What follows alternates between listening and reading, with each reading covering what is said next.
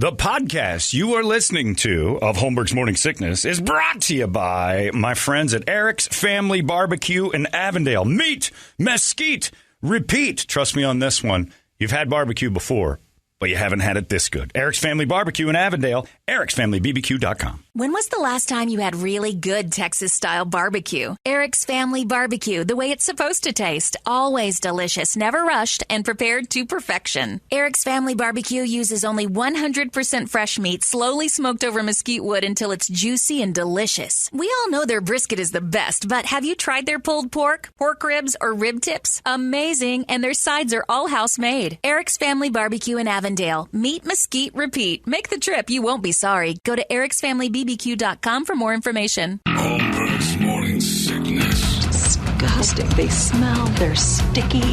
They say things that are horrible. Friday morning cruising by, which is always good. Kyle Kinane's going to be over there at Stand Up Live. Got to love that guy. He's very, very funny. Stand-up's great.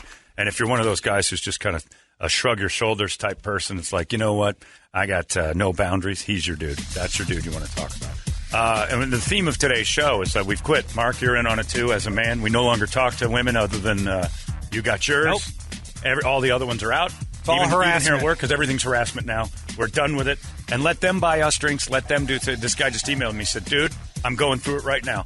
I was talking to a cute girl at work. After we finished our conversation, she went back to work. I got back to my desk and my work. And all of a sudden, my emails, ding, ding, ding, ding, from other women around the office. Please stop flirting in front of us. I responded. I said, I wasn't flirting. We were just talking. They got upset and said, just stop. It's not necessary in the workplace. For the next few days, I only talked to the guys around the office. I kept that going for months. And now I'm think I'm gay because I don't talk to women at my work anymore. You're better off, though. Your plan works. I'm all right with it. We're told in sexual harassment seminars that sexual harassment is whatever the offended party says it is. Don't talk to them anymore, Adam. Unite, men. Unite. As a bunch. No more talking to them. No paying for anything. No. Sending drinks over to the table. They make the first move. Yes. Send over. You know what you can do? Don't tell them they have a nice ass. Don't look at their asses. We're not interested anymore. Kirk Cameron. That's right. Way of the master. That's right. No lust. Brady's wife, Ronnie, and his delightful daughter, Kirby, came in just moments ago to drop off donuts. You left the room. Genius. Yeah, I'm out.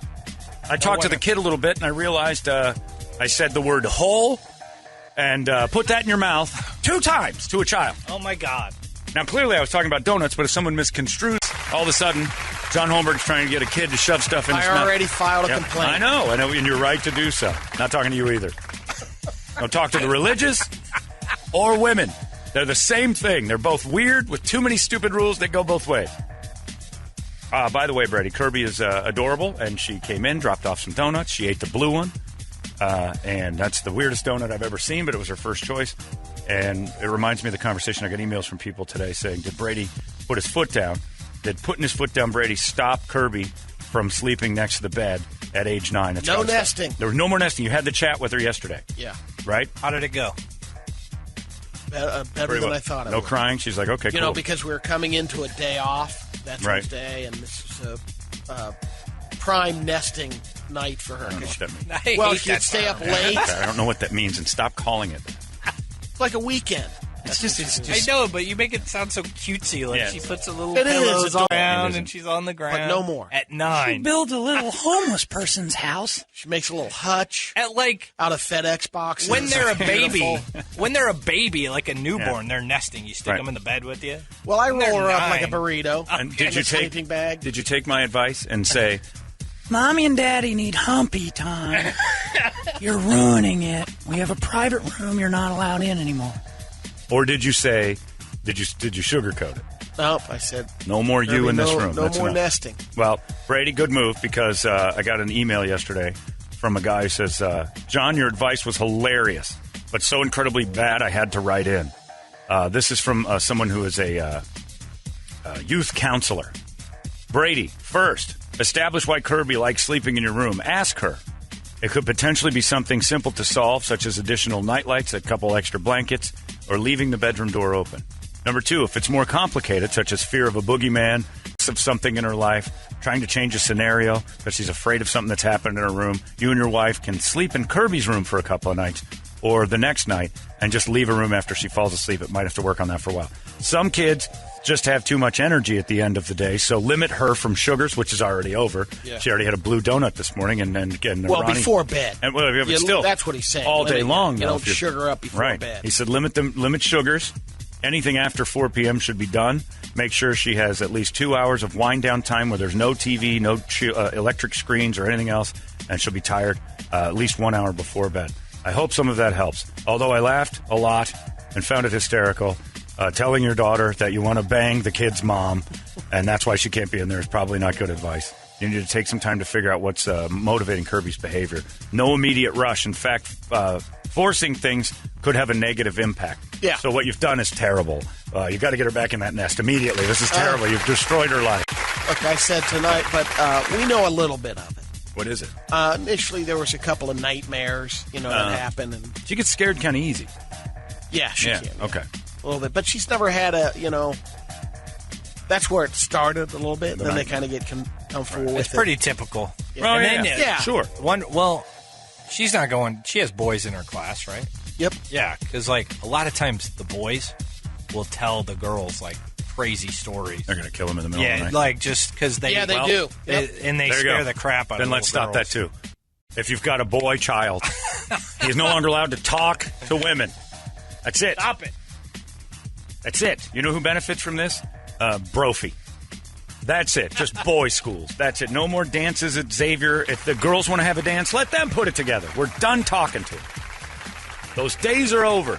Go about as far as you can without chopping off your wang. Exactly right. Keep your wang intact. But you know what? Make it completely and utterly useless. Let's make it so. Here's our goal. My goal in this world, my goddamn goal in this world, is someday you'll go on the internet. Little black girls and white girls will go on the internet in search of dick slips that someday will make the penis so hard to come by that they'll go on the website and search out little tips of our penis that sticks out of our pants as we get out of limousines. Someday, dick slip videos will be a real thing, and that's my dream for America.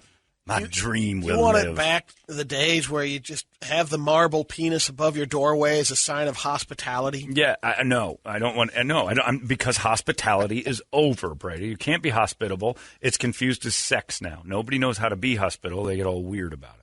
So no more hospitality, no more inviting people over, no more women. You just don't talk to them anymore. Ever. Sexual harassment is so vague. It is completely hard to understand. So we're done talking to you, ladies. Thank you. Turn the station off. It's for men now. Go away. We're done with you. We're doing just fine. Off you go. You look beautiful today. What? Yeah. My God, you look gorgeous. Did you change your hair? I don't work with people to try and me all day. Okay. Your hair looks like garbage. What? How dare you judge me on my appearance? You bullied me. He made it an uncomfortable work environment. So I'm going to come up to you and I'm just going to look at you and go, meh. Everything is milky. Ladies, it's time now. Go off now. Go on. On you go. Off you go. There's plenty of good stations that will cater to your nonsense. We don't understand. We admit it. We're flawed. We don't get it. We know the basics. Some of us. Louis C.K. didn't. Not to masturbate in front of you, not to pull it out. Got an email from a guy who said, I pull it out in front of girls all the time on dates, and it works a lot. But when it doesn't, it doesn't work. Yeah, it's not something to encourage. It gets bad. It does, yeah. He's been surviving the... Of course it gets bad. It's a crime. We don't understand how to treat you, and I'm done. I'm done trying. It's just it's a move that is very bold. Yeah. And you have to really be getting the vibe. But you can miss on those vibes. Never gotten those vibes to where it's like she wants to see my wang. Or she wants to bang right now. Well, so that's different. Because then I'll start. No, you gotta take your pants off the bang. I'll start with a kiss. What? I'm gonna rather than going for the arm around the shoulders and the move, pull it out. What you're talking about is you're already in the throes of something. I never. You're ready to bang in the car. Never take my own pants off. Ever. Unless my wife. Like if it was a date. Well, if she's got her top off already. Nope. What? She has to start pulling or reaching for it, and then I'll start helping. But she's helping with the pants. I'm not just going to pull those off. Oh, no. So if We're she's completely stopping her. naked next to you, you're not taking her pants off? She's helping. Okay. She's going to try to get that package. She's Maybe going too to far. She's unwrapping that beast. It's Christmas. No, it's not too far. It's worked out beautifully. Thank God we're married and we Yep. don't ever have to take our pants off. If I walk around naked in the house, I don't care now. Because that was always a thing. But, like, a girl is always like, unless she told me, like, she'd have to say, like, verbally, get those pants off. Okay. But now it doesn't matter because I'm not talking to any of them. It's over. And this poor guy, 1 year, he said at work, all I did was talk to the guys. It works. It works. Everyone thinks I'm gay, but it works. Better than being in a courtroom. We're going to talk to Brady next. He's going to entertain us, and then we got the Guadalupe Squares coming up, close out the week. Entertainment drill. We'll entertain you right after this. 98. Oh my gosh. 98. Shut the front door.